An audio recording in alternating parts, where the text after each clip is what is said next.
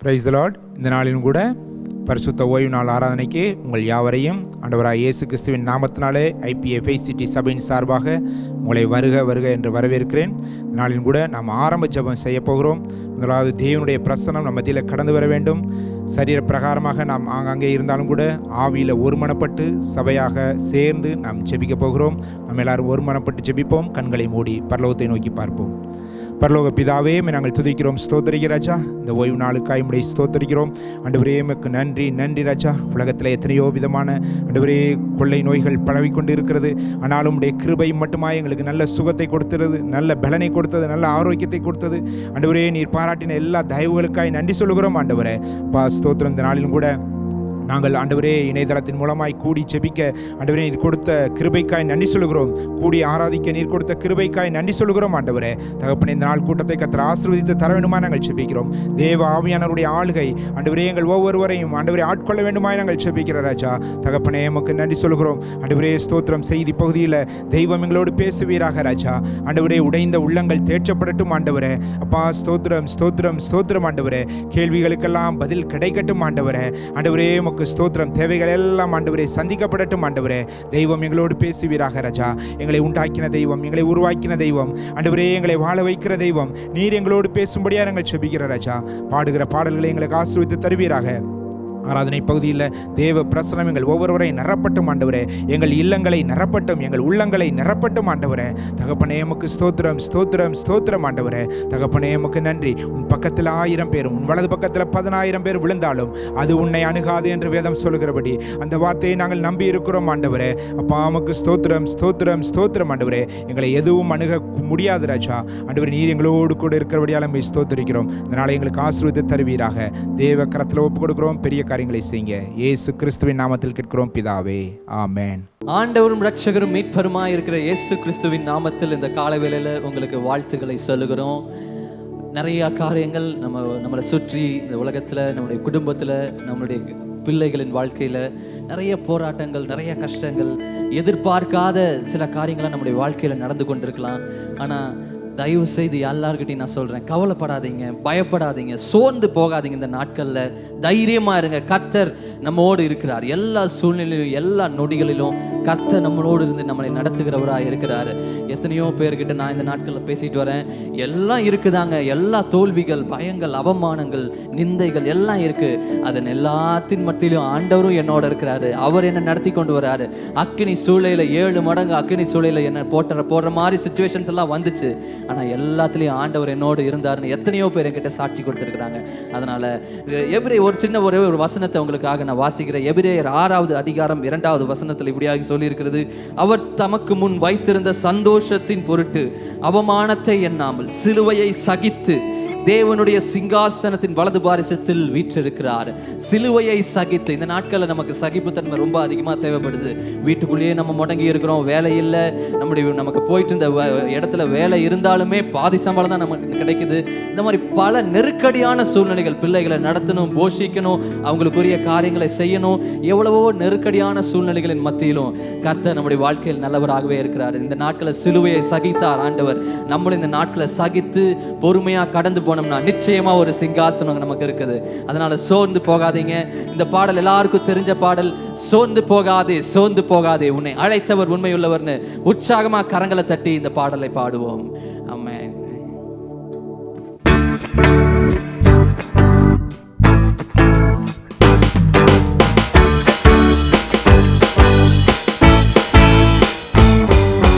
சோர்ந்து போகாதே, நீ சோர்ந்து போகாதே, சோர்ந்து போகாதே, உன்னை அழைத்தவர் உண்மையுள்ளவர்.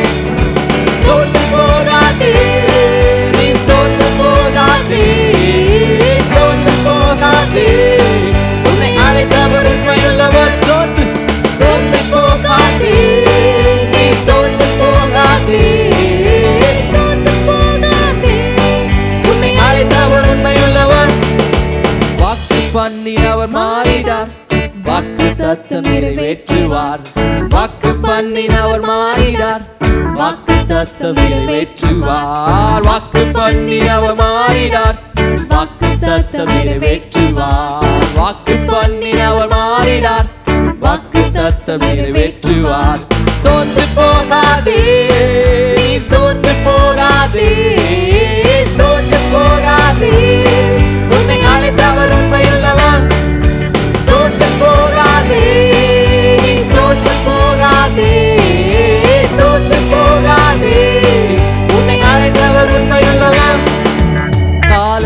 கடந்ததோ தாமதமானதோ, வாக்கு தத்தங்கள் உன் வாழ்வினில் தொலைந்ததோ, காலங்கள் கடந்ததோ தாமதம் ஆனதோ, வாக்கு தத்தங்கள் உன் வாழ்வினில் தொலைந்ததோ. வாக்கு தந்தவர் சிறந்தவர், சிறந்தவரை தருபவர், ஏமாற்றங்கள் இல்லையே. வாக்கு தந்தவர் சிறந்தவர், சிறந்தவரை தருபவர், ஏமாற்றங்கள் இல்லையே. திரும்பமா ஒரு வாட்டி. வாக்கு தந்தவர் சிறந்தவர், சிறந்தவரை தருபவர், ஏமாற்றங்கள் இல்லையே. வாக்கு தந்தவர் சிறந்தவர், சிறந்தவரை தருபவர், ஏமாற்றங்கள் இல்லையே. வாக்கு பண்ணி அவர் மாறிடார், வாக்கு தத்தம் நிறைவேற்றுவார். வாக்கு பண்ணி அவர் மாறிடார், வாக்கு தத்தம் நிறைவேற்றுவார். வாக்கு பண்ணி அவர் மாறிடார், வாக்கு தத்தம் நிறைவேற்றுவார். வாக்கு பண்ணி அவர் மாறிடார், வாக்கு தத்தம் நிறைவேற்றுவார். சோர்ந்து போகாது. எல்லாரும் வீட்டுல அப்படியே கரங்களை உயர்த்தி பாடலாமா? பக்கத்துல யாராவது இருந்தா நல்லா அவங்களை தட்டி கொடுங்க பார்க்கலாம். பிரதர் சோர்ந்து போகாதீங்க, சிஸ்டர் சோர்ந்து போகாதீங்க. சோர்ந்து போகாதே, நீ சோர்ந்து போகாதே, சோர்ந்து போகாதே, உன்னை அழைத்தவர் உண்மையுள்ளவர். பொய் சொல்ல அவர் மனிதன் அல்ல, மனம் மாற அவர் மனுபுத்திரனும் அல்ல. அதனால எதற்கும் கலங்காதீங்க, எதற்கும் திகைக்காதீங்க. கர்த்தர் நிச்சயமாக கொடுத்த வாக்குத்தத்தத்தை ஒரு நாள் நமக்கு நிறைவேற்றுவார். மனிதன் அல்லவே, பொய் சொல்வதில்லையே, அவர் உண்மையுள்ளவர், வாக்கு மறப்பதில்லையே. அவர் மனிதன் அல்லவே, பொய் சொல்வதில்லையே, அவர் உண்மையுள்ளவர், வாக்கு மறப்பதில்லையே. வாக்கு தந்தவர் சிறந்தவர், சிறந்ததை தருபவர், ஏமாற்றங்கள் இல்லையே. வாக்கு தந்தவர் சிறந்தவர், சிறந்ததை தருபவர், ஏமாற்றங்கள் இல்லையே. வாக்கு தந்தவர் சிறந்தவர், சிறந்ததை தருபவர், ஏமாற்றங்கள் இல்லையே. வாக்கு தந்தவர் சிறந்தவர், சிறந்ததை தருபவர், ஏமாற்றங்கள் இல்லையே. வாக்கு பண்ணி அவர் மாறிடார், வாக்கு தத்தம் நிறைவேற்றுவார். வாக்கு பண்ணி அவர் மாறிடார், வாக்கு தத்தம் நிறைவேற்றுவார். வாக்கு பண்ணி அவர் மாறிடார், வாக்கு தத்தம் நிறைவேற்றுவார். வாக்கு பண்ணி அவர் மாறிடார், வாக்கு தத்தம் நிறைவேற்றுவார். சோர்ந்து போகாதே, நீ சோர்ந்து போகாதே, சோர்ந்து போகாதே, உன்னை அழைத்தவர் உண்மையுள்ளவர். சோர்ந்து போகாதே, நீ சோர்ந்து போகாதே, சோர்ந்து போகாதே, உன்னை அழைத்தவர் உண்மையுள்ளவர். சோர்ந்து போகாதே, நீ சோர்ந்து போகாதே, சோர்ந்து போகாதே, உன்னை அழைத்தவர் உண்மையுள்ளவர். சோர்ந்து போகாதே, நீ சோர்ந்து போகாதே, சோர்ந்து போகாதே, உன்னை அழைத்தவர் உண்மையுள்ளவர். ஷாலாரேரே அந்தரோ. இந்த காலை வேளையில என்ன சூழ்நிலையில இருந்தாலும் சோர்ந்து போகாதீங்க. கர்த்தர் நம்மோடு இருக்கிறார். நம்மளை அழைத்த தேவன் உண்மையுள்ளவர். அவர் நிச்சயமாய் நம்மளை கைவிட மாட்டார்.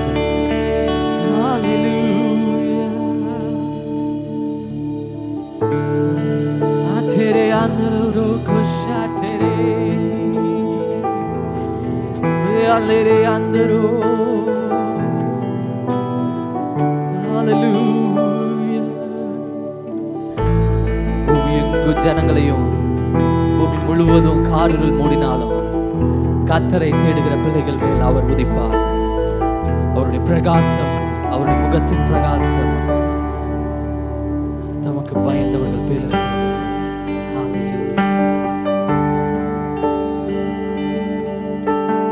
ஒருவரும் சேரா ஒளியினில் வாசம் செய்திடும் எங்கள் தேவனே. மனிதர்கள் யாரும் கண்டிடா மகிமையுடையவர் எங்கள் தேவனே. ஒருவரும் சேரா ஒளியினில் வாசம் செய்திடும் எங்கள் தேவனே. மனிதர்கள் யாரும் கண்டிடா மகிமையுடையவர் எங்கள் தேவனே.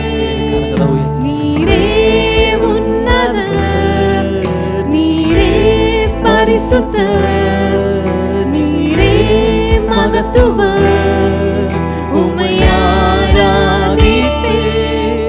நீரே உன்னதர், நீரே பரிசுத்தர், நீரே மகத்துவர், உம்மை ஆராதிப்பேன். நீரே உன்னதர், நீரே பரிசுத்தர், நீரே மகத்துவர், உம்மை ஆராதிப்பேன். நீரே உன்னதர், நீரே பரிசுத்தர், நீரே மகத்துவர், உம்மை ஆராதிப்பேன்.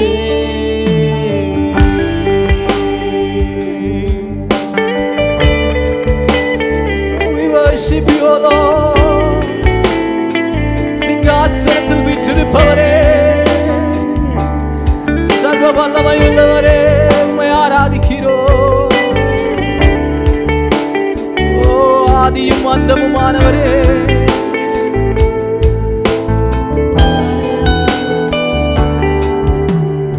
ஏலோலா நீரே, உமக்கு ஆரம்பம் இல்லையே. ஏலோலா நீரே, உமக்கு முடிவொன்றும் இல்லையே. ஏலோலா நீரே, உமக்கு ஆரம்பம் இல்லையே. ஏலோலா நீரே, உமக்கு முடிவொன்றும் இல்லையே. உம்மை அறிந்தவர் இல்லையே, உம்மை புரிந்தவர் இல்லையே, உம்மை கண்டவர் இல்லையே, உமக்கு ஒரு ஒன்றும் இல்லையே. உம்மை அறிந்தவர் இல்லையே. கரங்களை உயர்த்தி எங்களோடு சேர்ந்து இந்த கால வேளையில எல்லாரும் சத்தத்தை உயர்த்தி கெம்பீர சத்தத்தோட உமக்கு ஒரு ஒன்று. உம்மை அறிந்தவர், உம்மை அறிந்தவர் இல்லையே, உம்மை புரிந்தவர் இல்லையே, உம்மை கண்டவர் இல்லையே, உமக்கு ஒரு ஒன்றும் இல்லையே. உம்மை அறிந்தவர் இல்லையே, உம்மை புரிந்தவர் இல்லையே, உம்மை கண்டவர் இல்லையே, உமக்கு ஒரு ஒன்றும் இல்லையே. நீரே உன்னதர், நீரே பரிசுத்தர், நீரே அந்தரோ, உம்மை ஆராதிப்பேன். நீரே உன்னதர், நீரே பரிசுத்தர், நீரே மகத்துவர், உம்மை ஆராதிப்பேன். நீரே உன்னதர், நீரே பரிசுத்தர், நீரே மகத்துவர், உம்மை ஆராதிப்பேன். நீரே உன்னதர், நீரே பரிசுத்தர், நீரே மகத்துவர், உம்மை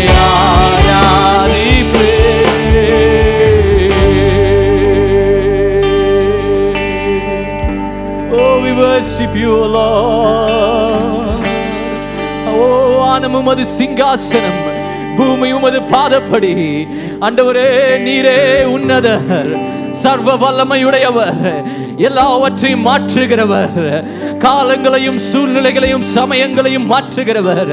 நீரோ மாறாதவர். ஹல்லேலூயா. உம்மை இந்த காலவேளையில உயர்த்துகிறோம், உம்மை மகிமைப்படுத்துகிறோம். ஹல்லேலூயா. We worship you, Lord. கடைசி எல்லாரும் சேர்ந்து கரங்களை உயர்த்தி நல்லா தங்களுடைய குரல்களை உயர்த்தி சத்தத்தோடு, ஓ நீரே உன்னதர், நீரே பரிசுத்தர், நீரே மகத்துவர், உம்மை ஆராதிப்பேன். நீரே உன்னதர், நீரே பரிசுத்தர், நீரே மகத்துவர், உம்மை ஆராதிப்பேன். நீரே உன்னதர், நீரே பரிசுத்தர், நீரே மகத்துவர், உம்மை ஆராதிப்பேன். நீரே உன்னதர், நீரே பரிசுத்தர், நீரே மகத்துவர், உம்மை ஆராதிப்பேன். நீரே உன்னதர். அப்படியே இடைவிடாமல் ஆண்டவரே, நீர் உன்னதர், நீர் பரிசுத்தர் என்ற புகழோடு ஆண்டவருக்கு கொடுக்க வேண்டிய கனத்தை கொடுத்து கொண்டே இருப்போமா? கர்த்தருடைய பிரசன்னம் நம்முடைய வீடுகளில் இந்த காலை வேளையில நிறைத்துக் கொண்டிருக்கிறது. அவருடைய சுகமொலிக்கும் வல்லமை நம்முடைய வீடுகளில் நிறைத்துக் கொண்டிருக்கிறது. அவருடைய அற்புதத்தின் அதிசயங்கள் நம்முடைய குடும்பங்களுக்குள்ள இறங்கிக் கொண்டிருக்கிறது. அவருடைய தெய்வீக தொடுதல் இந்த கால வேளையில குடும்பங்களுக்குள்ள இறங்கிக் கொண்டிருக்கிறது. ஓ, worship you, Lord. நீரே மகத்துவர், உம்மை ஆராதிப்பேன். நீரே உன்னதர், நீரே பரிசுத்தர், நீரே மகத்துவர், உம்மை ஆராதிப்பேன். நல்ல கரங்களை தட்டி பிதா குமாரன் பரிசுத்த ஆவியானவரே, இந்த காலை வேளையில உங்களை உயர்த்துகிறோம். நீரே கனத்துக்கும் மகிமைக்கும் புகழுக்கும் பாத்திரரானவர். எல்லா துதி கனம் மகிமை உமக்கு செலுத்துகிறோம். நீர் ஒருவரே மகிமைப்படுவீராக. இயேசுவின் நாமத்தில் பிதாவே, ஆமென், ஆமென். கர்த்தருடைய பரிசுத்த நாமத்துக்கு ஸ்தோத்திரம். இந்த நாளிலும் கூட நம்முடைய இந்திய தேசத்துக்காக நாம் ஜெபிக்க போகிறோம். தேசத்தில் நாம் எல்லாரும் அறிந்திருக்கிறபடி கொள்ளை நோயினுடைய தாக்கம் ஒவ்வொரு நாளும் அதிகரித்து கொண்டே தான் இருக்கிறது. விசேஷமாக அரசியல் தலைவர்கள் நம்ம ஸ்டேட்டில் கூட கிட்டத்தட்ட 10 பேருக்கு மேலே எம்எல்ஏக்கள் பாதிக்கப்பட்டு இருக்கிறார்கள் என்று கேள்விப்படுகிறோம். ஆகவே நாம் எல்லாரும் ஒருமனப்பட்டு ஜெபிக்க போகிறோம். அது மாத்திரமல்ல, தேசத்தில் மாபெரும் எழுப்புதலை தேவன் கட்டளையிட வேண்டும் என்று சொல்லி ஜெபிக்க போகிறோம். தேவேதத்தில் சொல்லியிருக்கிறது, ஆண்டவராய் இயேசு கிறிஸ்து சமாரிய ஸ்திரியை பார்த்து சொன்னார், ஸ்திரியே, இந்த மலைகளிலே மாத்திரமல்ல எங்கும் பிதாவை தொழுதுகொள்ளும் காலம் வரும் என்று சொன்னார். அந்த நாட்கள் சீக்கிரத்தில் வர வேண்டும். நம்முடைய தேசத்தின் எழுப்புதலை நம்முடைய கண்கள் காண வேண்டும் என்று சொல்லி நாம் எல்லாரும் ஒருமனப்பட்டு இருக்கிற இடத்திலே முழங்கால் படிட்டு, முடிந்தவர்கள் முழங்கால் படிட்டு கொள்ளவும், முடியாதவர்கள் உட்கார்ந்து கொள்ளலாம். கரங்களை வானத்துக்கு நேராக உயர்த்தி பரலோகத்தின் தேவனை நோக்கி நாம் அபயக்குரல் இடப் போகிறோம், மன்றாடப் போகிறோம், கெஞ்சி பிரார்த்திக்க போகிறோம். ஹல்லேலூயா, ஹல்லேலூயா. தகப்பனே, உமக்கு நன்றி சொல்லுகிறோம். ஆண்டவரே இயேசப்பாவை நாங்கள் துதிக்கிறோம் ராஜா. ஹல்லேலூயா. மை ஸ்தோத்திரிக்கிறோம், ஸ்தோத்திரிக்கிறோம், ஸ்தோத்திரிக்கிறோம். ஆண்டவரே, பரிசுத்த ஆவியானவரே மை ஸ்தோத்திரிக்கிறோம். திரியேக தெய்வமே நாங்கள் துதிக்கிறோம், ஸ்தோத்திரிக்கிறோம் அப்பா. ஹல்லேலூயா. மை துதிக்கிறோம், துதிக்கிறோம். கர்த்தர் நல்லவர். ஆண்டவரே, உம்முடைய இரக்கங்களுக்கு முடிவே இல்லை ராஜா. உம்முடைய அன்பிற்கு அளவே இல்லை ஆண்டவரே. வானத்துக்கும் பூமிக்கும் எவ்வளவு தூரமோ அவ்வளவா எங்கள் மேலே கிருபைகளை ஊற்றுகிற தெய்வமே மை ஸ்தோத்திரிக்கிறோம் அப்பா. கிழக்குக்கும் மேற்குக்கும் எவ்வளவு தூரமோ அவ்வளவா எங்களுடைய பாவங்களை, எங்களுடைய அக்கிரமங்களை மன்னிக்கிறவரே. ஆண்டவரே எங்களுடைய பாவங்களை மன்னிங்க ராஜா, எங்கள் அக்கிரமங்களை மன்னிங்க, எங்கள் தேசத்தின் பாவங்களை மன்னிங்க ராஜா, எங்கள் தேசத்தின் அக்கிரமங்களை மன்னிங்க ஆண்டவரே. தகப்பனே கிருபையாக இருக்க வேண்டுமா நாங்கள் செபிக்கிற ராஜா. ஆண்டவரே உமக்கு ஸ்தோத்திரம் ஸ்தோத்திரம் ஸ்தோத்திரம் ஆண்டவரே. எவன் மேல் இரக்கமாயிருக்க சித்தமாயிருப்பேனும் அவன் மேல் இரக்கமாயிருப்பேன் என்று சொல்லியிருக்கிறீரே. எங்கள் தேசத்தின் மேலே ஆண்டவரே உம்முடைய இரக்கங்கள் கடந்து வர வேண்டுமா நாங்கள் செபிக்கிற ராஜா. ஹல்லேலூயா, உம்மை துதிக்கிறோம் துதிக்கிறோம் துதிக்கிறோம் ஆண்டவரே. அப்பா உமக்கு ஸ்தோத்திரம் ஸ்தோத்திரம் ஸ்தோத்திரம். எங்கள் தேசத்து தலைவர்களுக்கு விசேஷ கிருபைகளை தருவீராக ராஜா. இந்த கொரோனா வைரஸ் ஆண்டவரே எங்கள் தலைவர்களை பாதிக்கக்கூடாது ராஜா. ஆண்டவரே விசேஷமாக எங்கள் தமிழ்நாட்டு எம்எல்ஏக்கள் ஆண்டவரே 10 பேருக்கு மேலே பாதிக்கப்பட்டு இருக்கிறார்கள். அவர்களுக்கெல்லாம் நல்ல சுகத்தை கொடுக்க வேண்டுமா நாங்கள் செபிக்கிற ராஜா. ஆண்டவரே அவர்களுக்கு நீடித்த நாட்களை கொடுக்க வேண்டுமா நாங்கள் செபிக்கிற ராஜா. தகப்பனே உமக்கு ஸ்தோத்திரம் ஸ்தோத்திரம் ஸ்தோத்திரம் ஐயா. ஆண்டவரே உமக்கு நன்றி சொல்லுகிறோம் ஆண்டவரே. ஹல்லேலூயா, உம்மை துதிக்கிறோம் துதிக்கிறோம் அப்பா. ஆண்டவரே எங்கள் தேசத்தில் இருக்கக்கூடிய எல்லா ஊழியர்களையும் உம்முடைய கரத்திலே ஒப்புக் கொடுக்கிறோம். ஊழியக்காரர்கள் யாரும் ஆண்டவரே இதில் பாதிக்கப்படக்கூடாது ராஜா. ஆண்டவரே ஸ்தோத்திர. ஊழியக்காரர்களின் சுகத்தை விரும்புகிற தெய்வமே, ஒவ்வொரு ஊழியர்களுக்கு நல்ல சுகத்தை கொடுங்க, நல்ல பலனை கொடுங்க.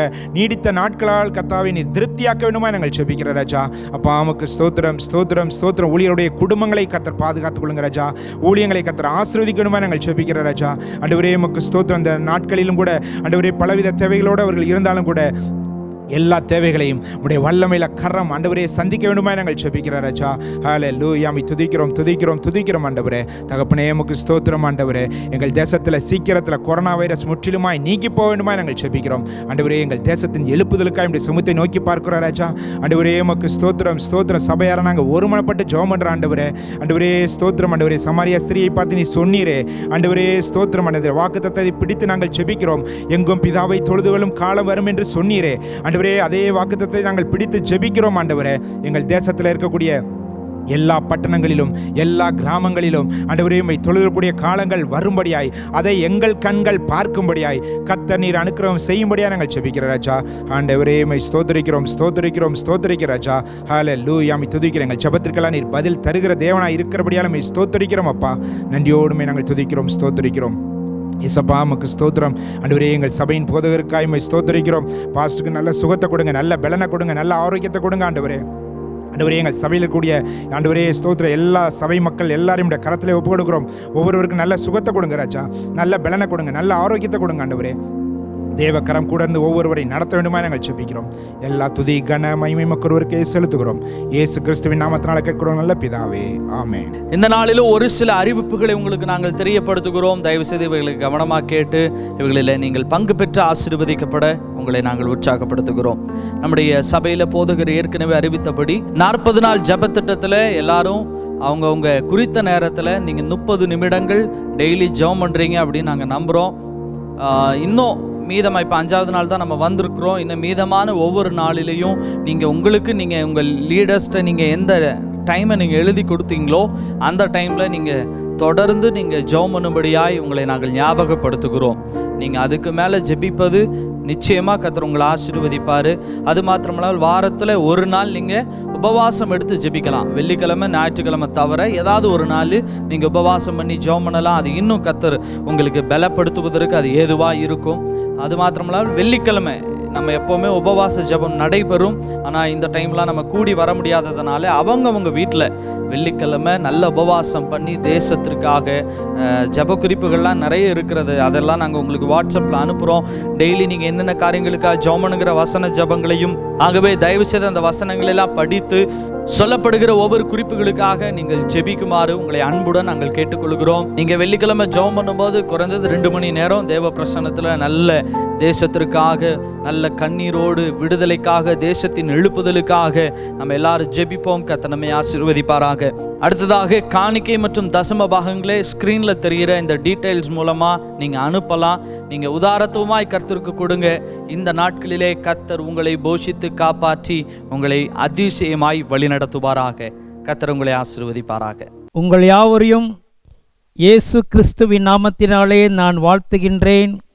மீண்டும் இந்த காலை வேளையிலே தேவனுடைய வார்த்தை உங்களுக்கு கொடுப்பதிலே நான் அதிகமாக மகிழ்ச்சி அடைகின்றேன். நீங்கள் எல்லாரும் சுகமாய் இருப்பீர்கள் என்று நம்புகின்றேன். நம்முடைய தேவன் நம்ம எல்லாரையும் பாதுகாத்து கொண்டு வருகிறார். அவருடைய கிருபை மாறாத கிருபையாக இருக்கிறது. நாம் ஆண்டவரை தேடும் பொழுதெல்லாம், ஆண்டுடைய சமூகத்தில் வரும் பொழுதெல்லாம் தெய்வீக பாதுகாப்பினாலே அவருடைய ஆசீர்வாதங்களினாலே நாம் நிரப்பப்பட்டு கொண்டு வருகிறோம். இந்த நாளிலும் கடந்த ஞாயிற்றுக்கிழமை நாம் தியானித்த நம்முடைய கிரியைகளுக்கு பலன் உண்டு என்கிறதான தலைப்பிலே தொடர்ந்து நாம் சில காரியங்களை நாம் பார்ப்போம். அதற்கு ஆதாரமாக எபிரேயர் 11ஆம் அதிகாரம் 6ஆம் வசனத்தை நாம் வாசிப்போம். அதில் சொல்லப்பட்டிருக்கிறது, விசுவாசம் இல்லாமல் தேவனுக்கு பிரியமாயிருப்பது கூடாத காரியம். ஏனென்றால் தேவனிடத்தில் சேருகிறவன் அவர் உண்டு என்றும் அவர் தம்மை தேடுகிறவர்களுக்கு பலன் அளிக்கிறவர் என்றும் விசுவாசிக்க வேண்டும். பைபிள் கிளியராக சொல்கிறது, தம்மை தேடுகிறவர்களுக்கு பலன் அளிக்கிறவர். அப்போ யார் யாரெல்லாம் ஆண்டவரை தேடுகிறார்களோ அவர்களை எல்லாருக்கும் அவர் பலன் அளிக்கிற தேவன். நிச்சயமாகவே நான் உங்களுக்கு சொல்லுகிறேன், கர்த்தரை தேடுகிற ஒரு அனுபவம் உங்களுக்கு இருக்கிறதா?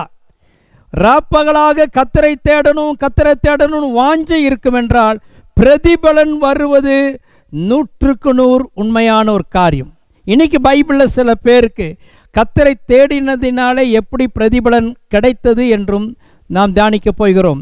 புதிய ஏற்பாட்டில் லூக்கா 10ஆம் அதிகாரம் 39ஆம் வசனத்திலே நாம் மரியாளை குறித்து படிக்கிறோம். உங்களை எல்லாருக்கும் தெரியும், இயேசு மார்த்தாள் மரியாள் வீட்டுக்கு போகிறார்.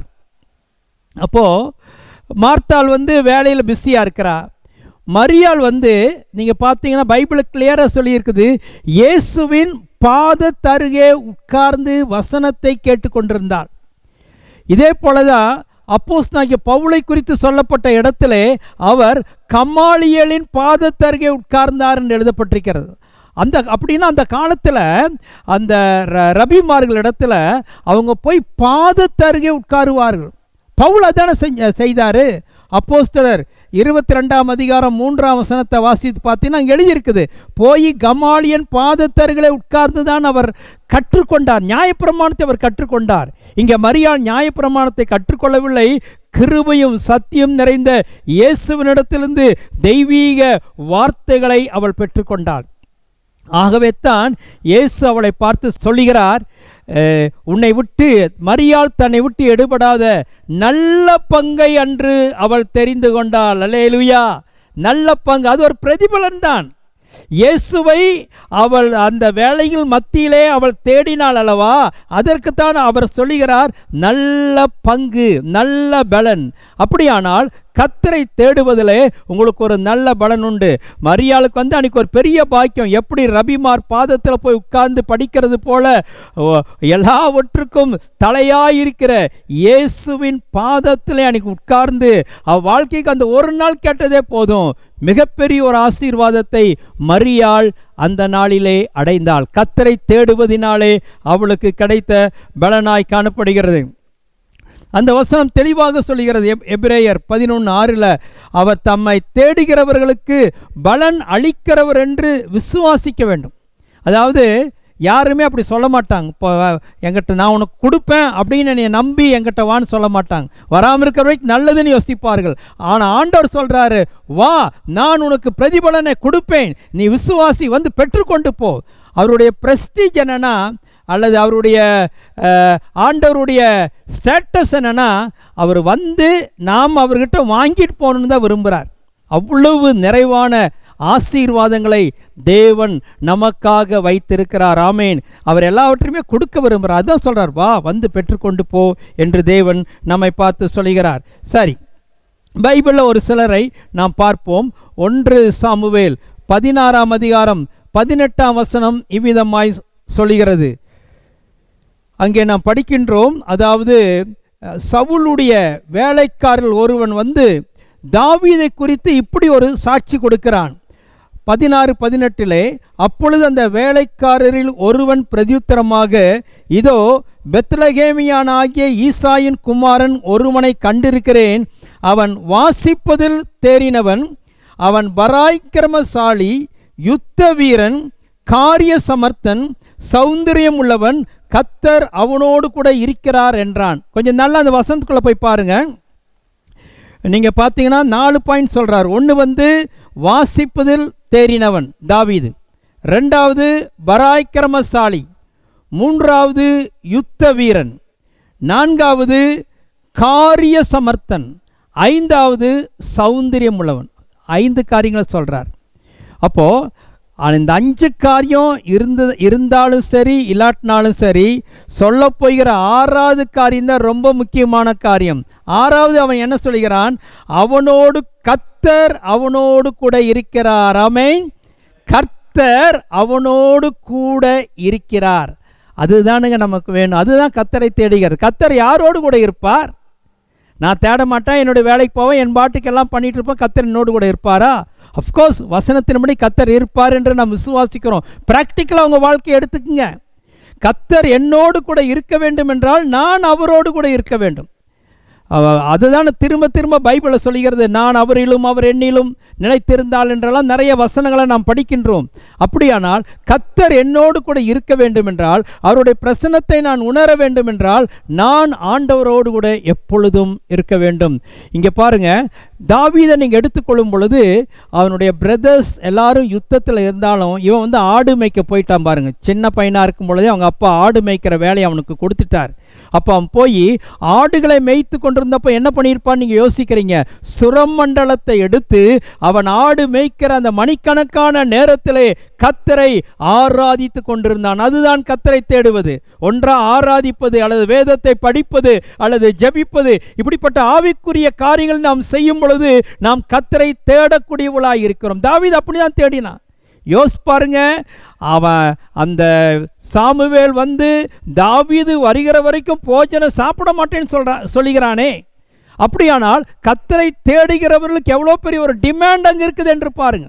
தாவீது ஆண்டவரை தேடினபடினாலே தான் தேவன் அவனுக்கு பிரதிபலனை கொடுத்தார். தேவன் அவனை ராஜாவாக படிப்படியாக உயர்த்தினார். அதுக்கு பிற்பாடு உங்களுக்கு நடந்து தெரியும். அவன் கோலியாத்தை கொன்றான். பிறகு அவனுக்கு பேரும் புகழும் கிடைத்தது. அவ்விதமாக கர்த்தர் அவனை உயர்த்தி கொண்டே போனார். கர்த்தரை நீங்கள் தேடும் பொழுது பிரதிபலன் என்ன? உங்களை கர்த்தர் உயர்த்தி கொண்டே போவார். ஆமேன் சொல்லுவோம். ஆமேன். கர்த்தரை தேடுகிறது ஏதோ விருதாவாய் போய்விடாது. நீங்கள் அப்படி இவ்வளோ நாள் நான் ஜெபம் பண்ணேன், கர்த்தரை நல்லா ஆராதிச்சேன், ராப்பகலா பைபிள் படித்தேன், என்ன பிரயோஜனம் ஒரு நாளும் சொல்லாதீங்க. பிரதிபலன் வருகிறது, பலன் வருகிறது, ப்ரமோஷன் வருகிறது. கர்த்தர் நிச்சயமாக தாவீதை உயர்த்தினது போல உன்னையும் அவர் உயர்த்த வல்லமை உள்ளவராயிருக்கிறார். அதற்காக தான் கர்த்தர் இந்த வசனங்களை எல்லாம் நமக்கு கொடுக்கின்றார். 1 சாமுவேல் 2ஆம் அதிகாரம் 8ஆம் வசனத்தை வாசிப்போம். அவர் சிறியவனை புழுதியிலிருந்து எடுத்து எளியவனை குப்பையிலிருந்து உயர்த்துகிறார். அவர்களை பிரபுக்களோடு உட்காரவும் மகிமையுள்ள சிங்காசனத்தை சுதந்திரிக்கவும் பண்ணுகிறார். பூமியின் அஸ்திபாரங்கள் கர்த்தருடையவைகள், அவரே அவைகளின் மேல் பூச்சக்கரத்தை வைத்தார். அங்கே நாம் பார்க்கின்றோம், அவர் சிறியவனை புழுதியிலிருந்து எடுத்து, நல்லா பாருங்க வசனத்தை, சிறியவனை புழுதியிலிருந்து எடுக்கிறார், எளியவனை குப்பையிலிருந்து எடுக்கிறார். யாரோ குப்பையிலிருந்து எடுப்பாங்களா? நீங்கள் குப்பையிலேருந்து ஒரு பொருள் எடுத்து யூஸ் பண்ணுவீர்களா? புழுதியிலேருந்து எடுப்பீங்களா? அப்புறம் அவர்களை பிரபுக்களோடு உட்காரவும் மகிமையுள்ள சிங்காசனத்தை சுதந்திரிக்கும் பண்ணுங்க. இதானுங்க ரிவார்டு. ஒன்றுமே இல்லை, எந்த விதத்திலையும் தகுதியே இல்லை, நான் இந்த நிலைமைக்கு வருவதற்கு என்று எவ்வளோ பேர் சொல்கிறதை கேட்கிறோம்னா, உங்கள் வாழ்க்கையில் என்னுடைய வாழ்க்கையில் எவ்வளோ பேர் சாட்சி சொல்கிறார்கள், நான் இதை அனுபவிப்பதற்கு தகுதி இல்லை. ஆனால் அவ்விதமாக தான் கர்த்தர் பலனை கொடுத்து நம்மை உயர்த்தி கொண்டே போகிறார். கர்த்தரை நீ தேடுவது உண்மையானால் நீ உயர்ந்து வாழ்வது உண்மை.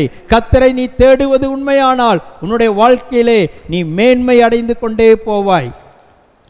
ஆண்டவர் பார்க்கும் பொழுது இந்த பைபிள் ஃபுல்லாக அநேக ரிவார்டுகளை தான் அவர் வாக்கு பண்ணியிருக்கிறார். நீங்கள் ரோமர் 8:28 என்ன சொல்லப்பட்டிருக்கிறது?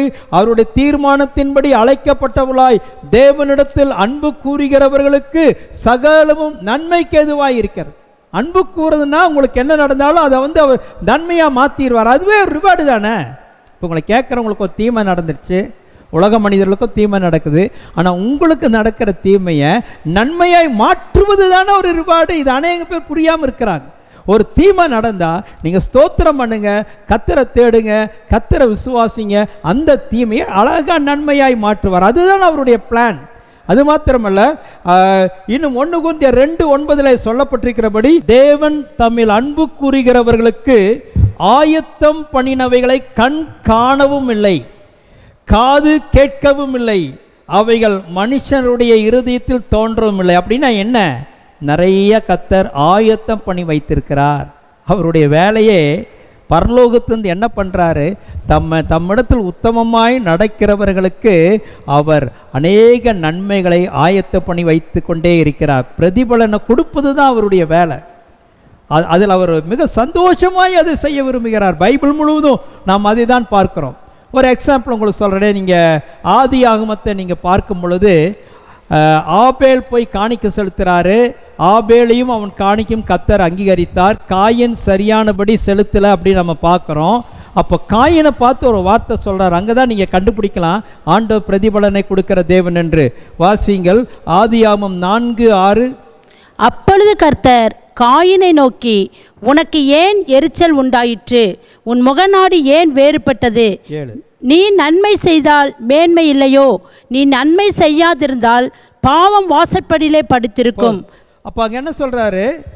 7ஆம் வசனத்தில் நீ நன்மை செய்தால் மேன்மை இல்லையோ, உனக்கும் அதாவது மேன்மை உனக்கும் பிரதிபலன் கிடைக்குங்கிறாரு.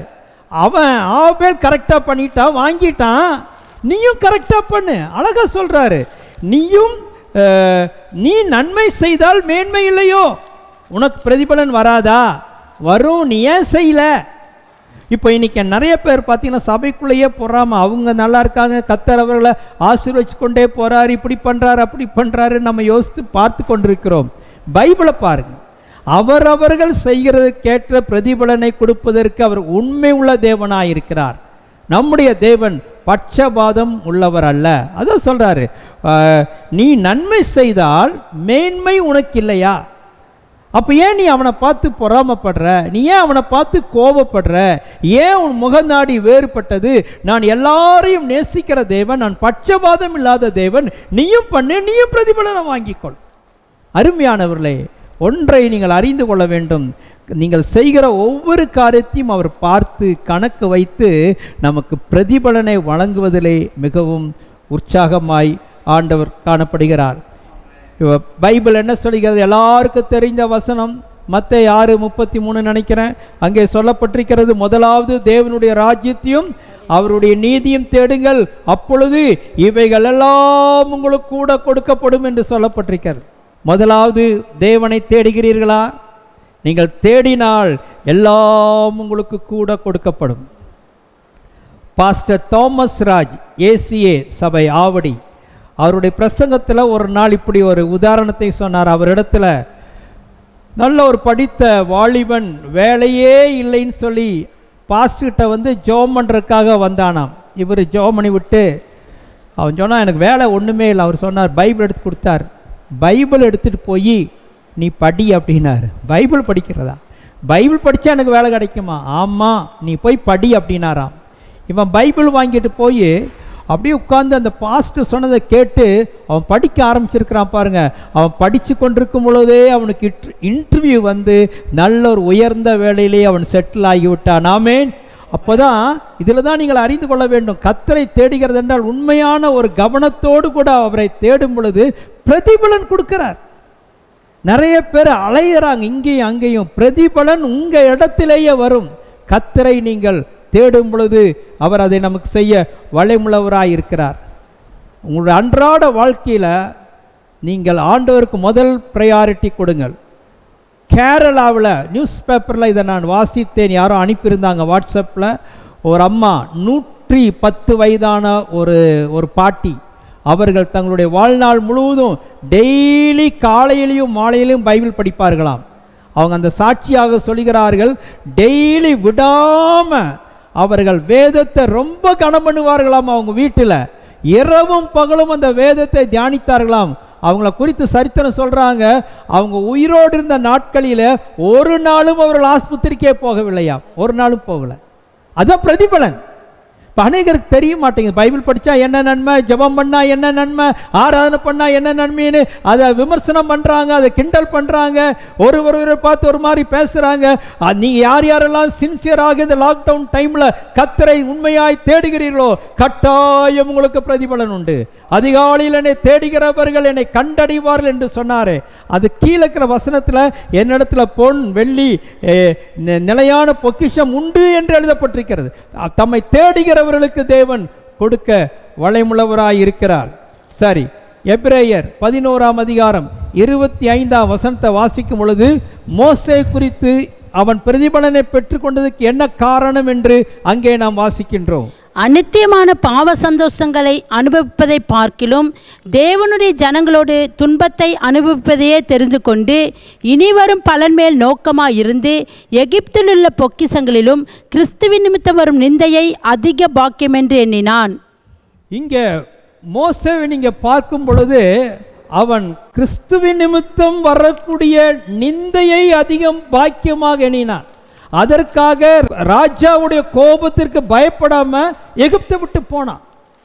அவனுக்கு எப்படியாவது தேவ ஜனங்களோடு கூட கஷ்டப்பட்டால் அவர் பிரதிபலனை கொடுப்பார் என்று சொல்லி அவன் விசுவாசித்தான். அதே போலதான் மோசேவை கர்த்தர் 6 லட்சம் கிட்டத்தட்ட 24 லட்சம் பேருக்கு அவன் தலைவனாயிருந்தான். ராஜாக்களுக்கு சவால் விட்டான். எவ்வளவு மிகப்பெரிய ஒரு தேவ மனிதனாய் மோசே வாழ்ந்தார். பிரதிபலனை கொடுத்தார். யாருங்க அந்த அரண்மனை விட்டுட்டு போவா? நாம் போவோமா அரண்மனை வாழ்க்கையை விட்டு? இதுதான் கர்த்தரை தேடுகிறது. ஆண்டவரை தேடுவதற்காக தன்னை ஒப்பு கொடுத்தான். கர்த்தர் அவனை உயர்த்தினார் என்று நாம் பார்க்கிறோம். நீங்கள் ஒரு வேளை உலக பிரகாரமான வேலையிலே இருக்கலாம், கவர்மெண்ட் ஜாப்ல இருக்கலாம், அல்லது பிரைவேட் ஜாப்ல இருக்கலாம், அல்லது ஒரு வீட்டில் போய் ஒரு வீட்டு வேலையும் கூட செய்யலாம். பைபிள் என்ன சொல்லுது? எந்த வேலையை நீங்கள் செய்தாலும் உங்களுக்கு பிரதிபலன் கொடுக்கிறவர் கர்த்தர் என்று அறிந்து கர்த்தருக்காக அந்த வேலையை செய்யுங்கள் என்று தான் சொல்லப்பட்டிருக்கிறது. வாசித்து பார்ப்போம். எபேசியர் 6ஆம் அதிகாரம் 7-8 வாசிப்போம்.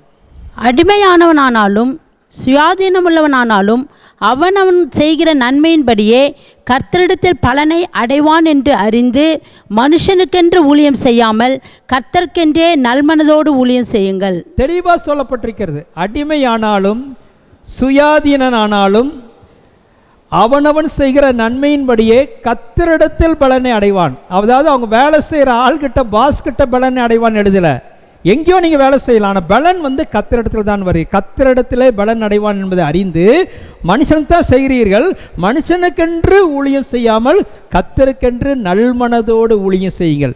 என்ன வீட்டு வேலை செய்தாலும் சரி, அலுவலகத்தில் வேலை செய்தாலும் சரி, நீங்கள் செய்கிற வேலை கர்த்தருக்குத்தான் செய்கிறீர்கள். ஆமென். அப்போ நீங்கள் அதை நல்லா செய்வீங்க, நீங்கள் மனப்பூர்வமாக செய்வீங்க. அப்போ அந்த மனப்பூர்வத்திற்கு ஒரு பிரதிபலனை கொடுத்து கர்த்தர் உங்களை உயர்த்துவார். ஆமென். ஆகவே நீங்கள் உங்களுடைய முயற்சியை விட்டு விடாதிருங்கள். பைபிளில் பழைய ஏற்பாட்டில் ஒரு பெண்மணியை இந்த காலை வேளையிலே பார்ப்போம். உங்கள் எல்லாருக்கும் ரூத் அம்மையாரை பற்றி தெரியும். ரூத்தை பற்றி 1-2 வார்த்தைகளை நம்ம பார்ப்போம். 2ஆம் அதிகாரம் முதல் 11-12 வாசிப்போம். அதற்கு போவாஸ் பிரதியுத்தரமாக, உன் புருஷன் மரணமடைந்த பின்பு நீ உன் மாமியாருக்கு செய்ததும், நீ உன் தகப்பனையும் உன் தாயையும் உன் ஜன்ம தேசத்தையும் விட்டு வந்ததும் எல்லாம் எனக்கு விவரமாய் தெரிவிக்கப்பட்டது. உன் செய்கைக்கு தக்க பலனை கர்த்தர் உனக்கு கட்டளையிடுவாராக. இஸ்ரவேலின் தேவனாகிய கர்த்தருடைய செட்டைகளின் கீழ் அடைக்கலமாய் வந்த உனக்கு அவராலே நிறைவான பலன் கிடைப்பதாக என்றான். உங்களுக்கு தெரியும், மோவாப் தேசத்திலிருந்து ரூத்தும் நகோமியும் திரும்பி வருகிறார்கள். ஒரு பால் அங்கே இருந்து வந்துட்டாங்க, இவங்க ஊருக்கு வந்துட்டாங்க. வந்த உடனே ரூத்து மாமியாரை பார்த்து சொல்கிறா, நான் சும்மா ஏன் இருக்கணும், நான் வெளியில் போகிறேன், போய் பொறுக்க போகிறேன்னு அவள் போகிறா. அப்போது போகும் பொழுது தற்செயலாக உறவின் அதாவது நகோமியுடைய உறவின் முறையாரிடத்திலே அவள் வேலைக்கு போய்விட்டாள். அங்கே என்ன எழுதப்பட்டிருக்கிறது? அவள் போய் அந்த போவாஸ் கிட்ட போகும் பொழுது போவாஸ் ரூத்தை பார்த்து சொல்லுகிறார். அதாவது என்ன சொல்லுகிறார் என்றால், நீ உன் மாமியாருக்காக செய்ததும் அப்படிங்கிறார். அப்போது நினச்சிருந்தா ரூத் அந்த தேசத்திலே இருந்திருக்கலாம், மோவாப் தேசத்திலே. மாமியாருக்கு சேவை செய்ய வேண்டும் என்றே வந்தாள். இதை தான் நான் சொல்கிறது, நீங்கள் எதை செய்தாலும் கர்த்தருக்கு செய்யுங்க. பிரதிபலன் அவங்ககிட்ட இருந்து, மாமியார்கிட்ட இருந்து என்ன நன்மை கிடைக்கும் பொதுவாக? அப்போது ரூத்தினுடைய மென்டாலிட்டியில், மைண்டில், நான் கர்த்தருக்காக செய்கிறேன், அந்த மாதிரி நீங்கள் எல்லாரும் மாறிட்டீங்கன்னா பிரதிபலன் நமக்கு கிடைப்பதற்கு அளவே இல்லை. அப்புறம் அவங்க போவாஸ் சொல்கிறாரு, நீ உன் தகப்பனையும் உன் தாயும் உன் ஜென்ம தேசத்தையும் விட்டு, அதெல்லாம் விட்டுட்டு முன்னே நீ அறியாத ஜனங்களிடத்தில் வந்ததும் எல்லாம் எனக்கு விவரமாய் அறிவிக்கப்பட்டது. அப்போது ஒரு பெரிய விலைக்கிரயத்தை ரூத் அங்கே கொடுத்துருக்கிறார், பெரிய விலைக்கிரயம். அப்பா அம்மா விட்டுட்டு, ஊரை விட்டுட்டு, உன் சொந்த தேசத்தை விட்டு இந்த அம்மா பின்னால் நீ வந்திருக்கிற, இதெல்லாம் எனக்கு விவரமாக அறிவிக்கப்பட்டதுன்னு சொல்லிட்டு அடுத்த வசனத்தில் அவர் சொல்கிறாரு, உன் செய்கைக்கு தக்க பலனை கர்த்தர் உனக்கு கட்டளையிடுவாராக. ஆமென் சொல்லுவோம். அழகா சொல்கிறாரு, உன் செய்கை. இதை பார்த்த உடனே அவருக்கே தாங்க முடியல. யாராவது மாமியார் பின்னால் வருவாங்களா? இது எல்லாரும் செய்ய முடியாத காரியம், நீ செய்து விட்டாய். இந்த செய்கை அவர் பார்க்கிறாரு, இந்த செய்கை அவர் ரெக்கார்ட் பண்றாரு, இதற்குரிய பலனை உனக்கு கட்டளையிடுவார். ஆமென் அப்படின்னே அவர் சொன்னார். அதே மாதிரி நடந்தது. உங்களுக்கு நடந்தது என்னன்னு தெரியும். அவளுடைய வாழ்க்கை உயர்த்தப்பட்டது. அவள் இயேசுவினுடைய சந்ததியிலே அவள் முக்கியமான நபராக ரூத் அவள் வருகின்றாள். இவ்விதமாக தான் அருமையானவர்களே, நீங்கள் ஒரு குடும்பத்தில் இருக்கலாம் அல்லது ஒரு குறிப்பிட்ட இடத்துல இருக்கலாம், எங்கே இருந்தாலும் சரி, உங்களுக்கு என்ன ஒரு பொசிஷன் அங்கே வைச்சிருந்தாலும் சரி, உங்களை அவங்க இன்சல்ட் பண்ணாலும், உங்களை கண்டு கொண்டாலும் கண்டு கொள்ளாவிட்டாலும், நீங்கள் செய்கிறத கர்த்தருக்காகவே செய்யுங்கள். காலம் வரும் பொழுது தேவன் உங்களை உயர்த்துவார். காலம் வரும் பொழுது கர்த்தர் உங்களுக்கு பிரதிபலனை தருவார்.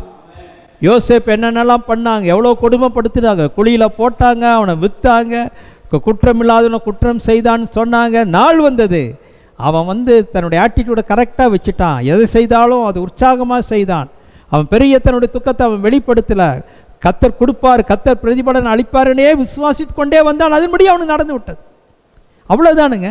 நம்ம எப்பொழுதுமே நம்ம செய்யறதுல கரெக்டாக இருந்து கர்த்தரை மாத்திரம் ஃபோக்கஸ் பண்ணும் பொழுது, நாள் வரும் பொழுது கர்த்தர் அந்த பிரதிபலனை நமக்கு கொடுப்பார். இன்னும் நீங்கள் பார்க்கும் பொழுது மத்தேயு 10ஆம் அதிகாரம் 40-42 வசனங்கள் முடிய வாசிக்கும் பொழுது, நம்முடைய தேவன் ரிவார்ட் கொடுக்கிற தேவன் என்பதை மிகவும் தெளிவாக அங்கே சொல்லப்பட்டிருக்கிறது. உங்களை ஏற்றுக்கொள்ளுகிறவன் என்னை ஏற்றுக்கொள்ளுகிறான், என்னை ஏற்றுக்கொள்கிறவன் என்னை அனுப்பினவரை ஏற்றுக்கொள்ளுகிறான். தீர்க்கதரிசி என்னும் நாமத்தின் நிமித்தம் தீர்க்கதரிசியை ஏற்றுக்கொள்கிறவன் தீர்க்கதரிசிக்கேற்ற பலனை அடைவான். நீதிமான் என்னும் நாமத்தின் நிமித்தம் நீதிமானை ஏற்றுக்கொள்கிறவன் நீதிமானுக்கேற்ற பலனை அடைவான். அங்கே நீங்கள் பார்க்கும் பொழுது அவர் சொல்றாரு, தீர்க்கதரிசி என்னும் நாமத்தின் நிமித்தம் தீர்க்கதரிசி ஏற்றுக்கொள்கிறவன் அதற்குரிய பலன் கிடைக்குங்கிறார். அப்போ பாருங்க, பலன் கிடைக்குங்கிறாரு. அப்புறம் என்ன சொல்றார், நீதிமான் ஏற்றுக்கொண்டா நீதிமானுக்குரிய ரிவார்ட் கிடைக்குங்கிறாரு. அப்போது இதிலிருந்து நாம் என்னத்தை அறிந்து கொள்ள வேண்டும் என்றால், யார் ஆண்டவருடைய பிள்ளைகள் ஒரு ஆர்டினரி சீசனை ஏற்றுக்கொண்டாங்க கூட பாருங்க, 42 சொல்றாரு, சீசன் என்னும் நாமத்தின் நிமித்தம் இந்த சிறியரில் ஒருவனுக்கு ஒரு கலசம் தண்ணீர் மாத்திரம் குடிக்க கொடுக்கிறவனுக்கு பிரதிபலன் உண்டுங்கிறார். கவனிக்கிறீங்களா? ஒரு டம்ளர் வாட்டர் கொடுத்தாலே பிரதிபலன்கிறார். அப்படின்னா நான் எதுக்காக இதை சொல்கிறேன்னா, நம்முடைய தேவன் எவ்வளவாய் பிரதிபலன் கொடுக்கிற தேவனாய் இருக்கிறார். அல்லேலூயா. அதை படித்து நான் ரொம்ப ஆச்சரியப்பட்டேன். ஒரு டம்ளர் தண்ணி ஆண்டோடைய பிள்ளைக்கு கொடுத்தாலே ரிவார்டு கொடுக்குறேன் அப்படிங்கிறார். அப்போ பாருங்க, ஒருவருக்கொருவர் கவனிக்க வேண்டும், ஒருவரை ஒருவர் உபசரிக்க வேண்டும், ஒருவரை ஒருவர் ஏற்றுக்கொள்ள வேண்டும் என்று அவர் எவ்வளவு ஆவலுடையவராய் இருக்கிறார். ஒருவரை ஒருவர் ஏற்றுக்கொள்ளும் பொழுதே ரிவார்டு தருகிறாரே. இன்னைக்கு சபையில் அப்படி எல்லாரும் ஒருவர் ஏற்றுக்கொள்கிறீர்களா? அல்ல சண்டை போட்டு கொண்டு இருக்கிறோமா? பைபிள் என்ன சொல்லுது? ஏற்றுக்கொள்ளும் பொழுதே ரிவார்டு. இதுதான் ஆண்டவர் தம்முடைய பிள்ளைகளை அவ்வளவு தூரம் தம்முடைய அன்பில் கொண்டு வருவதற்காக தேவன் ரிவார்டுகளை கொடுத்து கொண்டே வருகிறார். அவன் பிரதிபலனை அடைவான் என்று சொல்கிறார். நீங்கள் இதை தெளிவாக அறிந்து கொள்ள வேண்டும் என்று தான் நான் உங்களுக்கு நேரம் எடுத்து இதை விளக்குகிறேன். கிறிஸ்துவ வாழ்க்கை சாதாரண வாழ்க்கையில் ஏதோ கிறிஸ்துவ நான் வாழ்ந்துட்டு போ, துன்பங்களை சகித்து கொண்டு போயில, அப்பப்போ உங்கள் வாழ்நாள் உங்களுடைய நீண்ட பிரயாணத்தில் ரிவார்டுகள் வந்து கொண்டே இருக்கிறது. அல்லேலூயா. அன்றைக்கே தாவீது சொன்னார் இல்லையா, என் ஜீவனுள்ள நாளெல்லாம் நன்மையும் கிருபையும் என்னை தொடரும். ரிவார்டு அன்னைக்கே அறிவிச்சிட்டாரு. ஆண்டுடைய பிள்ளையாய் இருப்பாய் என்று சொன்னால் நன்மையும் கிருபையும் உங்களை தொடர்ந்து வந்து கொண்டே இருக்கும். உங்களோட அது டிராவல் பண்ணிகிட்டே வருது. நீங்கள் செய்ய வேண்டியதெல்லாம் கர்த்தருடைய வசனத்தின்படி நடக்க வேண்டும், கர்த்தருடைய கிரிகளை செய்ய வேண்டும். நம்மளோடு கூட இருக்கிற சகோதர சகோதரிடத்திலே அன்பை நாம் காட்ட வேண்டும். இன்னும் கொஞ்சம் உள்ளே போய் நம்ம பார்ப்போம். லூக்கா 14ஆம் அதிகாரம் 12ஆம் வசனத்திலிருந்து நாம் வாசிப்போம். அன்றியும் அவர் தம்மை விருந்துக்கு அழைத்தவனை நோக்கி, நீ பகல் விருந்தாவது ரா விருந்தாவது பண்ணும்போது உன் சிநேகிதரையாகிலும் உன் சகோதரரையாகிலும் உன் பந்து ஜனங்களையாகிலும் ஐஸ்வர்யமுள்ள அயலகத்தாரையாகிலும் அழைக்க வேண்டாம். அழைத்தால் அவர்களும் உன்னை அழைப்பார்கள். அப்பொழுது உனக்கு பதிலுக்கு பதில் செய்ததாகும். நீ விருந்து நல்லா கவனிங்க. யாரோ ஒருவர் ஆண்டவரை விருந்துக்கு அழைச்சிட்டாங்க. இவர் விருந்து போகிறக்குனால சொல்கிறாரு, என்ன சொல்கிறாரு, நீ பகல் விருந்து ரா விருந்து பண்ணும்போது, எந்த நேரம் நீ என்ன விருந்து செய்கிறியோ விருந்து செய்யும் பொழுது உன் சிநேகிதராகிலும் உன் சகோதரையாகிலும் உன் பந்து ஜனங்களையாகிலும் ஐஸ்வர்யம் உள்ளவர்களையாகிலும் அயலகத்தையாராகிலும் அழைக்க வேண்டாம் அப்படிங்கிறார்.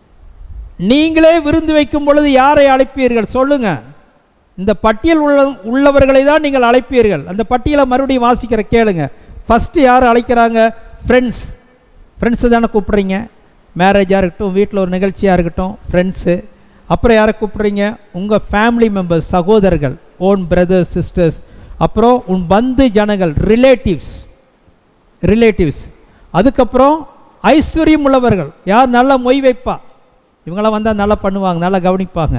அது எழுதி ஐஸ்வர்யம் உள்ள அயலகத்தார் அப்படின்னு சொல்லிட்டு இவங்கள அழைக்க வேண்டாம். நம்ம மனசுக்குள்ள யார் யாரெல்லாம் அழைக்கலான்னு யோசிக்கிறோமோ வேண்டான்ட்டார்.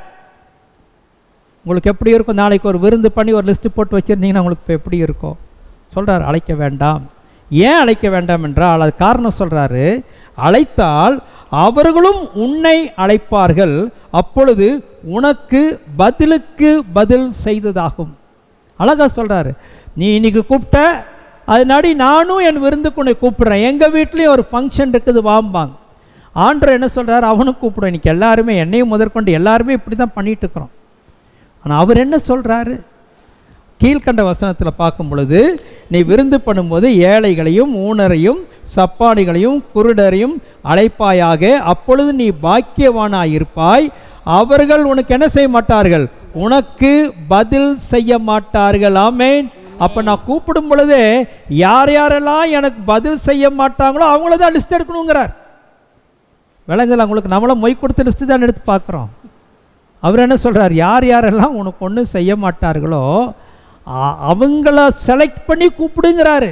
அப்படி கூப்பிடும் பொழுது அப்புறம் மீதி சொல்கிறாரு, நீதிமான்களின் உயிர்த்தெழுதலில் உனக்கு பதில் செய்யப்படும். ஆமென். ஆண்டவருடைய வருகையில் பதில் அப்போதான் உனக்கு செய்யப்படும். உன் மேலே கிரீடத்துக்கு மேல் கிரீடம் வைத்து கொண்டே போவார். இவங்களை அழைத்தாய், அவங்களை அழைத்தாய், இவங்களெல்லாம் அழைச்சது என்னை அழைத்த மாதிரி, இந்தா உனக்கு ரிவார்டு. நாம் அதெல்லாம் யோசிக்கிறதே இல்லை. பரலோகத்தில் ஒரு ரிவார்டு வாங்கணுங்கிற ஒரு எண்ணமே இல்லை. இதை பண்ணும் பொழுது அப்படிப்பட்ட ஒரு ரிவார்டை தருவேன் என்று சொல்லுகிறார். இன்னும் ஒரு ரிவார்டுக்குரிய ஒரு பகுதியை பார்ப்போம்.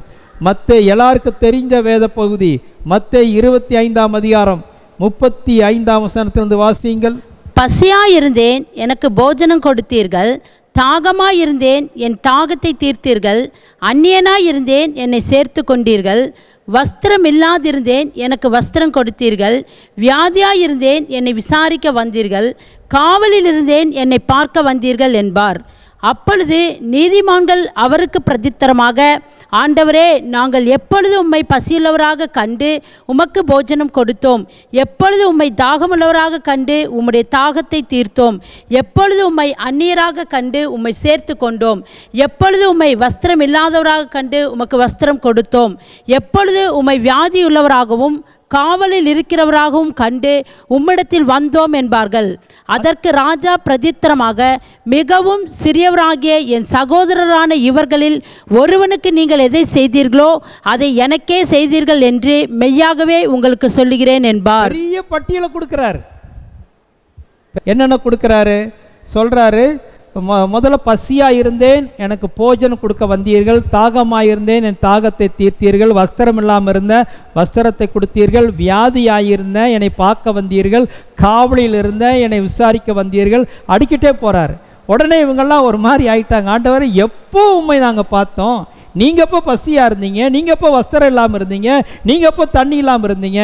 அப்போ சொல்கிறாரு, இந்த சிறியரில் அவர்களுக்கு நீங்கள் எதை செய்தீர்களோ அதை எனக்கே செய்தீர்கள் என்றார். உங்களுக்கு ரிவார்டு கொடுக்குற அப்படிங்கிறார். என்ன ரிவார்டு கொடுக்குறாரு? அங்கே நீங்கள் 34ஆம் வசனத்தை படிங்க. அப்பொழுது ராஜா தமது வலது பக்கத்தில் நிற்கிறவர்களை பார்த்து, வாருங்கள், என் பிதாவினால் ஆசீர்வதிக்கப்பட்டவர்களே, உலகம் உண்டானது முதல் உங்களுக்காக ஆயத்தம் பண்ணப்பட்டிருக்கிற ராஜ்யத்தை சுதந்திரித்துக் கொள்ளுங்கள். அப்போ அங்கே கூப்பிட்றார், வாருங்கள், என் பிதாவினால் ஆசீர்வதிக்கப்பட்டவர்களே, உங்களுக்காக உலகம் உண்டான முதற்கொண்டு ஆயத்தம் பண்ணி இருக்கிற ராஜ்யத்தை சுதந்திரித்துக் கொள்ளுங்கள். ஆமென். தேவன் அழைக்கிறார், ரிவார்ட் கொடுக்கிறார். அப்போது நாம் நினைக்கிறோம், வியாதியாக இருந்தால் யாரையும் போய் பார்க்க வேண்டியதில்லை, அப்படியெல்லாம் கிடையாது. எல்லாரையும் நம்ம பார்க்கணும், விசாரிக்கணும், உபசரிக்கணும், இந்த ஹோல் சர்ச் பேரில் அன்பு செலுத்தணும். இந்த சிறியர்கள் என்று சொல்லும் பொழுது சபைக்குட்பட்ட மக்கள், சபையில் எவ்வளோ பேர் வருகிறார்கள், சபைக்குட்பட்டவர்களை நாம் நேசிக்க வேண்டும்.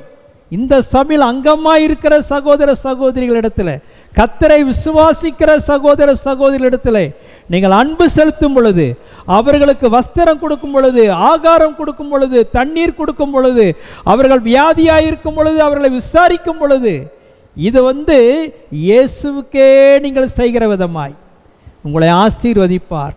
அவருடைய வருகை நாளிலே நீங்கள் அவருடைய ராஜ்யத்தை சுதந்திரித்துக் கொள்வீர்கள். உங்களை அதிகாரியாக கர்த்தர் வைப்பார். அருமையானவர்களே, அநேக காரியங்களை இந்த நாளிலே நாம் பார்த்தோம். திரும்ப திரும்ப பைபிளில் சொல்லப்பட்டிருக்கிறது, நம்முடைய தேவன் பிரதிபலனை கொடுக்கிற தேவனாய் காணப்படுகிறார். ஆமென் சொல்லுவோம். ரிவார்டு, அந்த ரிவார்டுங்கிற வார்த்தையை மறந்து போகாதீங்க. நான் உங்களை என்ன சொல்ல விரும்புகிறேன் என்றால், எண்ணத்தை செய்து கொண்டிருக்கிறீர்களோ, ஊழியமாக இருக்கலாம், வேலையாக இருக்கலாம், அல்ல எது வேண்டுமானாலும் இருக்கலாம், அதை உற்சாகமாக செய்யுங்க, அதை ஆண்டவருக்காக செய்யுங்க, அதை மனப்பூர்வமாய் செய்யுங்கள். கர்த்தரை ஆண்டவரிடத்தில் அன்பு கூறுகிறதுக்கு கண்டிஷன் போட்டிருக்காருல, முழு இருதயத்தோடு, முழு ஆத்மாவோடும், முழு மனதோடும். அப்படி செய்யும் பொழுதுதான் பெரிய ஒரு ரிவார்டை கர்த்தர் நமக்கு தருவார். கர்த்தர் நம் ஒவ்வொருவரையும் உயர்த்துவார். நிறைவான ஆசீர்வாதங்களை நம்ம பெற்றுக்கொள்வோம். ரூத்தை போல, யோசேப்பை போல, தானியேலை போல, ஆபிரகாம் போல, இவங்க எல்லாரும் ஆண்டவருக்காக தான் காரியங்களை செய்தார். அவ்விதமாக நாமும் நம்மை ஒப்புக் கொடுக்கும் பொழுது அநேக ஆசீர்வாதங்களை நாம் பெற்றுக்கொள்வோம். தேவன் உங்கள் ஒவ்வொருவரையும் ஆசீர்வதிப்பாராக. நாம் எல்லாரும் ஜெபிப்போம். பரலோக பிதாவே, உம்முடைய பரிசுத்த நாமத்திற்கு ஸ்தோத்திரம். ஒவ்வொரு வாரமும் உம்முடைய சமூகத்திலே நாங்கள் கூடி வந்து உம்மை ஆராதிப்பதும், ஆண்டவரே உம்முடைய வேத வசனங்களை தியானிப்பதும் எங்கள் ஆத்துமாவுக்கு பலனாய் இருக்கிறதப்பா. கர்த்தாவே, இன்றும் உம்முடைய வசனங்களை நாங்கள் தியானித்திருக்கிறோம். இந்த வசனங்கள் மூலமாக எங்களுக்குள்ள ஒரு ஆழமான கிரியை ஏற்பட வேண்டும் என்று ஜெபிக்கிறோம் ஐயா. நாங்கள் கர்த்தரை விசுவாசிக்க, தேவனுடைய பிரதிபலன்களை பெற்று அனுபவிக்க அனுக்கிரகம் செய்வீராக. எந்த இடத்துல நாங்கள் வேலை செய்தாலும், எதை செய்தாலும் அதை கர்த்தருக்கே செய்வோம் என்கிற தீர்மானத்தோடு இந்த இடத்தை விட்டு நாங்கள் கடந்து செல்கிறோம் ஐயா. ஏனோ தானோன் என்று அல்ல, கேர்லெஸ்ஸாக அல்ல, விளையாட்டாக அல்ல, கர்த்தருக்காக உற்சாகமாய் நாங்கள் சேவை செய்ய எங்களை அர்ப்பணிக்கிறோம் ஆண்டவரே. எங்களை பிரதிபலன் எங்களை தொடர்ந்து வருகிறபடினால ஸ்தோத்திர சுவாமி.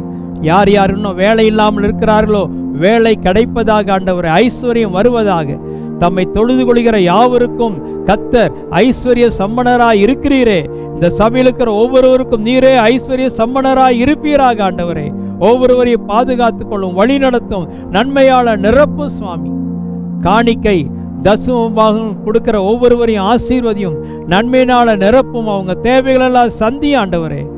எல்லாருக்கும் நல்ல சுகம் ஆரோக்கியத்தை கொடுத்து, கொரோனா பரவி வருகிற காலத்தில் இவர்களை அண்டாதபடி அப்பா, இவர்களை சுற்றி வேலி அடைத்தப்பா, இயேசுவின் இரத்த கோட்டைக்குள்ளே மூடி மறைத்து கிருபையாக பாதுகாத்துக் கொள்ளும். ஆண்டவரே, ஒவ்வொருவரையும் ஆசீர்வதியும். துதிகன மகிமை உமக்கு செலுத்துகிறோம். இயேசுவின் நாமத்தில் ஜெபிக்கிறோம் நல்ல பிதாவே, ஆமேன். என் ஆத்துமாவே கர்த்தரை ஸ்தோத்திரி, என் முழு உள்ளமே அவருடைய பரிசுத்த நாமத்தை ஸ்தோத்திரி. என் ஆத்துமாவே கர்த்தரை ஸ்தோத்திரி, அவர் செய்த சகல உபகாரங்களையும் மறவாதே. அவர் என் அக்கிரமங்களெல்லாம் மன்னித்து என் நோய்களையெல்லாம் குணமாக்கி என் பிராணனை அழிவுக்கு விலக்கி மீட்டு கிருபையினாலும் இரக்கங்களினாலும் முடிசூட்டி நன்மையினால் என் வாயை திருப்தியாக்குகிறார். கழுக்கு சமானமாய் என் வயது திரும்ப வாழ வைது போல் ஆகிறது. ஆமேன். நம்முடைய கர்த்தராகிய இயேசு கிறிஸ்துவினுடைய கிருபையும் பிதாவாகிய தேவனுடைய அன்பும் பரிசுத்த ஆவியானுடைய ஐக்கியமும் நம் அனைவரோடும் கர்த்தர் வருமளவும் இருப்பதாக. ஆமேன்.